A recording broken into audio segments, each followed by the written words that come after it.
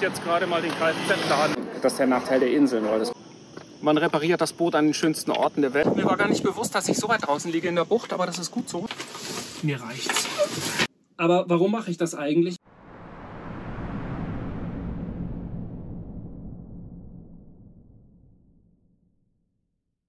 So, der Tag danach, der Tag nach der abgebrochenen Überfahrt. Ich habe mir eine Tasche gepackt mit verschiedenen Sachen, habe eine Einkaufsliste gemacht, was ich jetzt alles brauche, Einwegfilter und so weiter, und fahre jetzt heute nach Ibiza Stadt. Fahre ich mit dem Bus, dauert eine Weile, und hinter mir ist das Dingi bereit und einen Benzinkanister habe ich auch mit, um noch mal ein bisschen Sprit mitzubringen für einen Generator. So, geht los!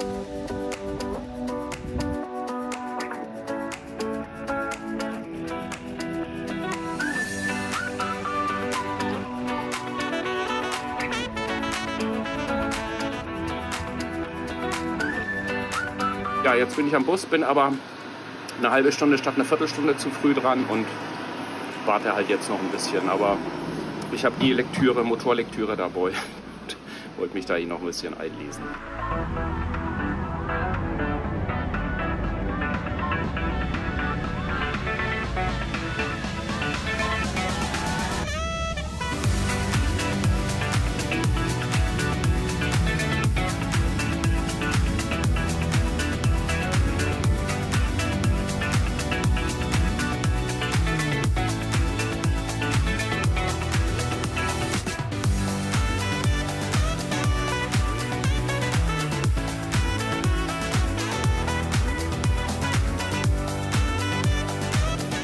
Also erstes Ziel ist Autoersatzteilgeschäft, weil da müsste ich eigentlich alles kriegen, was ich brauche.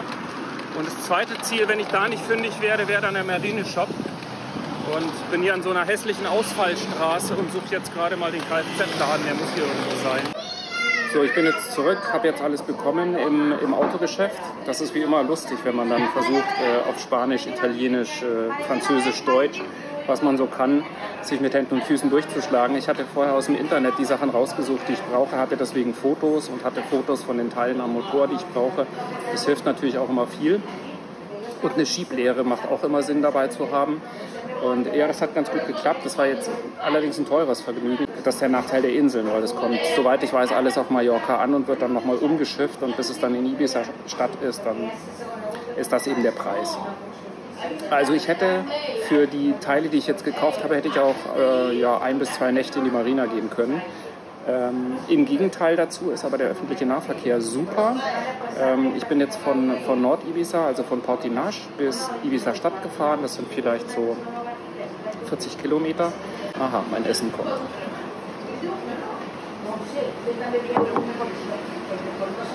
Muchas gracias. Also Burger ist da. Wo war ich gerade? Ach ja, öffentlicher Nahverkehr. Also die 30 Kilometer kosten jetzt irgendwie 3 €. Der fährt alle 2 Stunden, das ist natürlich gut. Wenn ich gegessen habe, ist irgendwie 14 Uhr, dann nehme ich den nächsten Bus zurück und dann kann ich heute noch zumindest den Diesel im Tank komplett durchfiltern und den Tank reinigen und die Filter ersetzen, und dann hoffen wir, dass die Maschine morgen läuft, und dann kann ich mich mal damit beschäftigen, warum die jetzt gestern warm geworden ist. Ich glaube, die nächsten 2-3 Tage stehen im Rahmen des Motors. Aber jetzt esse ich erst mal.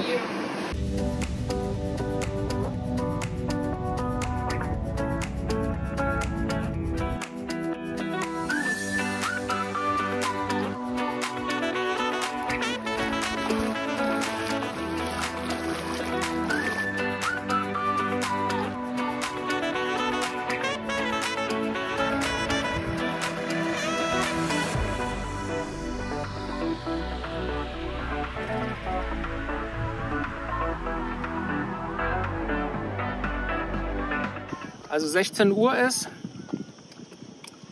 ja, man sagt ja, man repariert das Boot an den schönsten Orten der Welt. Das ist sicherlich richtig. Und bei der Busfahrt habe ich gerade dran gedacht, dass ja so ziemlich meine Horrorvorstellung von den Balearen war. Und deswegen wollte ich eigentlich nicht in der Hauptsaison auf die Balearen, weil man ja weiß, dass dort die Marinapreise zwischen 100 und 200 € pro Nacht sind. Also meine Horrorvorstellung war gewesen, dass der Motor kaputt gehen könnte auf den Balearen. Und ja, ich bin auf Ibiza und der Motor ist kaputt. Genau.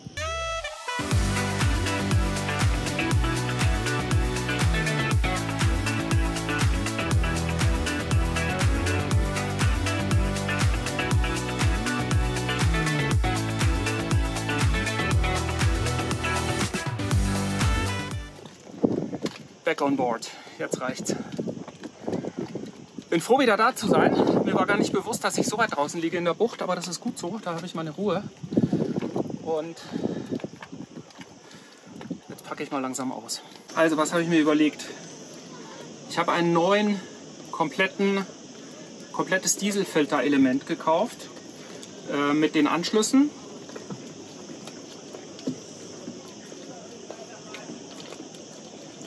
Das Interessante ist, dass da jetzt gar nicht drauf steht, wo In und Out ist. Und der hat hier eine Pumpe drauf und er hat ein Schauglas unten. Und das habe ich nämlich bisher nicht gehabt. Und er hat hier unten eine Öffnung, wo ich direkt unten Wasser ablassen kann. Das hat meiner nämlich direkt am Motor nicht. So. Was habe ich vor? Ich habe vor, ich habe einen ganz einfachen Abscheider hinter dem Tank sitzen, hinter dem Haupttank sitzen. Und dieser ganz einfache Abscheider, der hat kein Schauglas und der hat auch kein Filterelement. Das ist so ein Schwerkraft, also nicht mal Rotation, sondern einfach nur Schwerkraft, grobe Klumpen hält der auf, mehr nicht. Ist auch kein Wasserabscheider. Und von dort aus geht es weiter direkt an den Filter am Motor. Und dazwischen habe ich diese Inline-Pumpe geschaltet gehabt. Und das ist wohl das Problem, weil ich habe ja jetzt Dieselpest und das heißt, die Krümel, die sind direkt da reingegangen, haben sich dort angesammelt und damit ist sie kaputt gegangen. Das heißt, was ich jetzt vorhabe ist, Dieseltank, dann dieses Schwerkraftabscheideelement, dann Schlauch, dann diesen Filter, also praktisch als Vorfilter vor dem Motor und hinter dem hier, dahinter kommt die Pumpe, die Förderpumpe. Das heißt, dass die Pumpe gar keinen Dreck mehr abkriegt, weil das vorher hier rausgefiltert wird, genauso wie das Wasser. Und dahinter kommt dann praktisch die Hauptfiltereinheit vom Motor, die ich dann im Normalfall gar nicht mehr wechseln muss, weil das wird auch die Hauptschwierigkeit sein, das dann zu entlüften. Das heißt, wenn ich den hier wechsle, brauche ich hier hinten eigentlich nur den Schlauch abziehen oder davor und kann dann praktisch hierhin entlüften, hier an dieser Stelle oder auch sozusagen an dieser Stelle. Und das ist natürlich der Vorteil, wenn ich direkt hier dran entlüfte, dann habe ich nicht mehr den ganzen Weg bis zum Motor zu entlüften. Und das ist der Gedanke, den ich habe. Wünscht mir Glück, dass es klappt.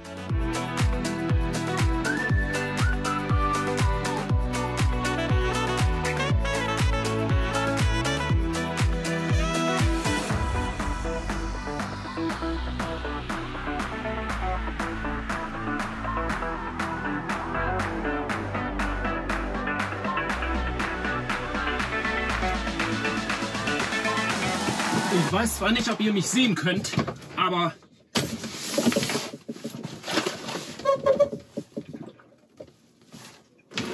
das sind jetzt die beiden letzten Taschen. Boah, mir reicht's.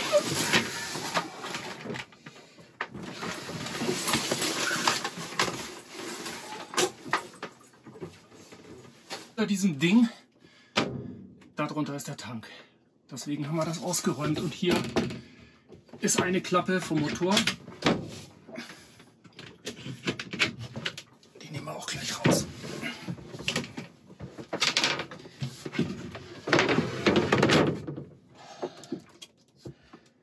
Licht ist noch aus.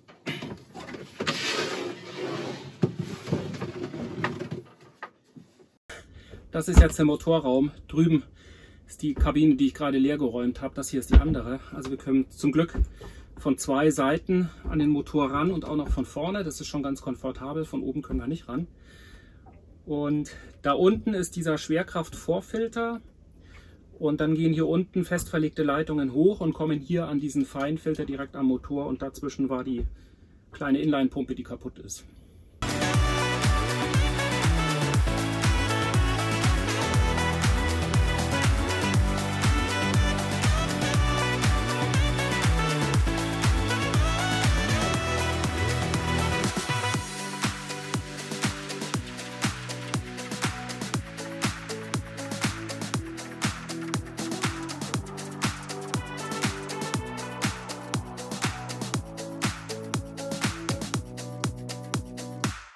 paar Stunden später, ich bin ziemlich durch. Also, was habe ich gemacht? Wir haben hier von unten kommend die Leitung vom Tank, von dem eingebauten Haupttank. Und der geht jetzt hier an das neue Pumpengehäuse dran mit dem Filter und mit dem Glaseinsatz und hier mit der Handpumpe. Mit der habe ich natürlich vorher hier unten den Glasbehälter gefüllt. Und der geht hier raus in die 12 Volt Inline-Förderpumpe rein und hat dann hinten einen Schlauch, der im Moment jetzt hier oben in den Kanister reingeht, und der wird später dann an diesen Filter angeschlossen, an den eigentlichen Hauptfilter vom Motor, beziehungsweise an die Vorförderpumpe, die mit dem Hebelchen dran. Und genau.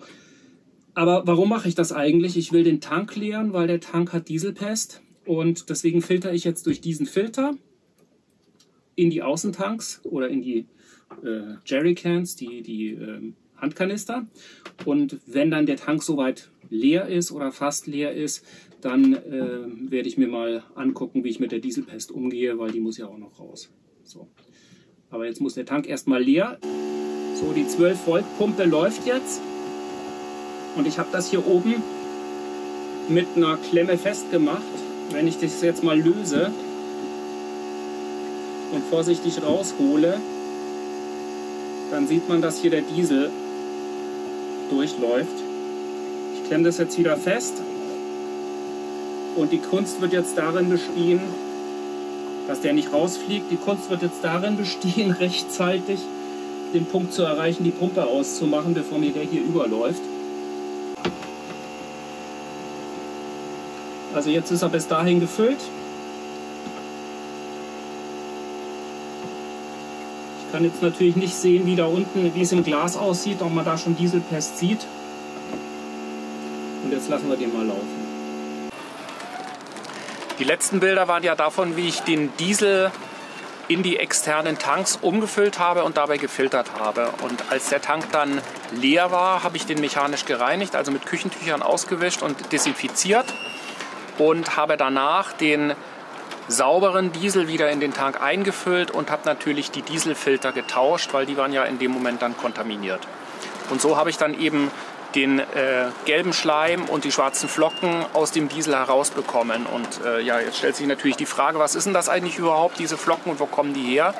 Das ist die sogenannte Dieselpest, und die entsteht dadurch, dass wir jetzt ja in Diesel immer diesen Bioanteil drin haben, und wir bekommen hier auf der ganzen Fahrt im Mittelmeer leider keinen Diesel, der dieselfrei wäre. Und insofern haben wir immer die Gefahr von Dieselpest. Dagegen füllen wir natürlich ein Biozid mit ein. Wenn dieser Bioanteil mit Wärme ja, in Verbindung kommt, dann hat er einen idealen Nährboden, dass sich eben Schleim und Flocken bilden, und die werden dann vom Motor angesaugt bzw. vom Filter herausgefiltert. Und wenn der Filter eben komplett voll ist mit diesen Flocken, dann geht auch kein Diesel mehr durch und der Motor stirbt ab und geht aus und lässt sich auch nicht mehr starten, weil er keinen Diesel mehr bekommt. Also das ist die sogenannte Dieselpest. Und bei dem, was ich gemacht habe, habe ich mich an dem orientiert, was wir hatten professionell machen lassen in Hamburg. Dort hatte der Techniker hatte das komplett rausgepumpt, den Diesel aus dem Tank, hatte ihn durchgefiltert, hat den Tank natürlich mechanisch gereinigt, wieder eingefüllt und dann ein Biozid mit beigesetzt. Und genauso bin ich auch vorgegangen. Das ist jetzt vielleicht nicht die optimale Lösung. Kann auch von euch viele Hinweise dazu, dass ein Tagestank zum Beispiel sinnvoll wäre. Ich habe auch schon gehört von Leuten, die sich eine Umweltpumpe mit einem separaten Filter installiert haben, sodass der Tank immer wieder gefiltert wurde im stehenden Zustand. Gibt natürlich noch viele Möglichkeiten, aber das war jetzt erstmal nur der Quick Fix. Und ja, der Motor läuft wieder und ich bin da sehr froh drüber und konnte damit dann auch meine Fahrt um die Insel und hoffentlich auch bald nach Mallorca, wobei das lässt noch ein bisschen auf sich warten, dann fortsetzen konnte. Also für mich, die ich ja in Deutschland gesessen bin, war das Ganze ganz schön aufregend. Christoph war aber doch sehr ruhig und gelassen, immer wenn wir telefoniert haben, und ich war da ganz zuversichtlich, dass er das alles auch irgendwie schaffen wird. Und so im Nachgang beim Schneiden des Films, muss ich sagen, war ich doch echt beeindruckt, mit welcher Ruhe er da an das Problem rangegangen ist.